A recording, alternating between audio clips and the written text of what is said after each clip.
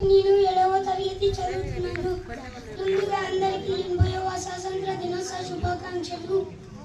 భారతదేశం ఈ పేరు వినగానే మీకు ఏమి గుర్తుకు వస్తుంది?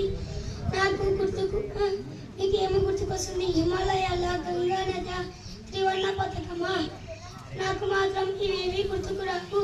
నాకు గుర్తుకు వచ్చేవి ఈ నేల కోసం చిరునవ్వుతో ఉరికంబం ఎక్కిన భగత్ సింగ్, అడవుల్లో సామ్రాజ్యం వద్దని ఎదిరించిన అల్లూరి సీతారామరాజు, నాకు మీ రక్తం ఇవ్వండి మీకు స్వాతంత్రం ఇస్తానని గర్జించిన నేతాజీ సుభాష్ చంద్రబోస్, అహింసతో ప్రపంచాన్ని ఆచరించిన మహాత్మా గాంధీ, ప్రతి భారతీయుడికి సమానంగా హక్కులను కల్పించేలా రాజ్యాంగాన్ని రూపొందించిన డాక్టర్ బిఆర్ అంబేద్కర్.